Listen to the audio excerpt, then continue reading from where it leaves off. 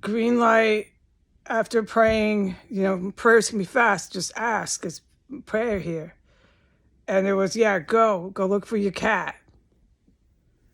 I went and I heard a cat going down the stairs, and I went out. I trust in God. Go out. I stand. The house is freezing, but when has it ever been warm? Not for 3 years, at least. At least. This all goes to my attorney, since somebody will help me. And so I stood at the top of the stairs. I am not allowed to film anything, so I have to do it this way. I stood at the top of the stairs looking down. I didn't see my cat, and I called for her.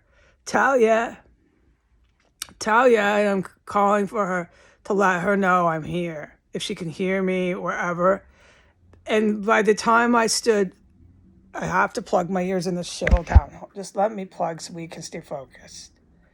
By the time I got to the top of the stairs where I was standing, and I stood in the hallway for 15 seconds, I was overcome with the stench of dead bodies. The house is engulfed with dead bodies. I have been through this here a million times before. The dead bodies are the stenches that I have described of decomposition of gases and poop and all of the stench of dead bodies. As the clock ticks on the timer, that stench will get stronger and stronger and more horrible and horrible for me.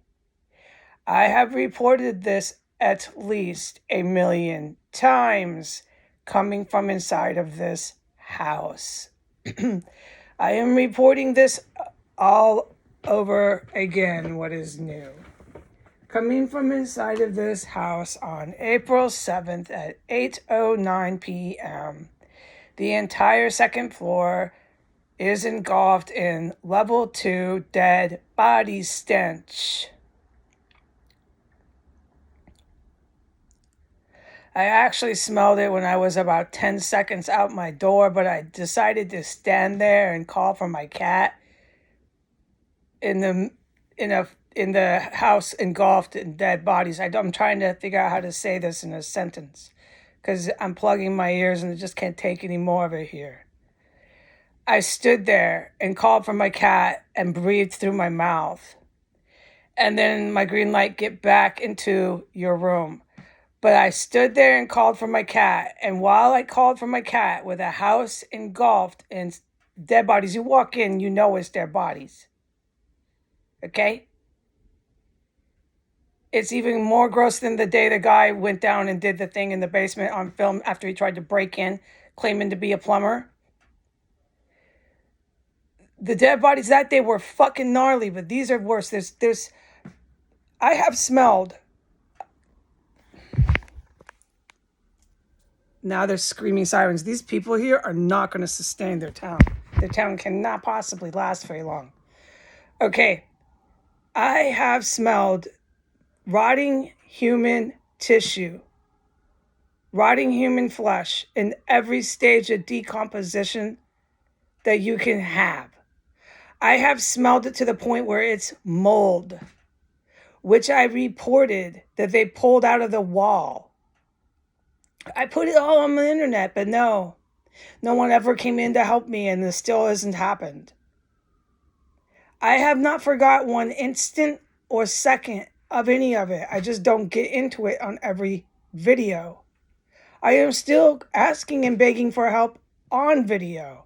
No one's coming. I know that now, okay? Don't worry about it. All right. So while I was standing there on the top of the stairs with dead bodies filling up the house, stink, definitely dead bodies, nothing else, folks. And I was out there in the last hour and a half or less. While that happened, a terrorist on floor 1 on 1507 side, with no mistake, on floor 1 by the bedroom door, going down to the basement of that guy that died. They're all dead here, the ones that used to live here. So if anyone remembers how I filmed that fucking terrorist basement bedroom door, it goes down the stairs, scary dungeon, it's a dungeon.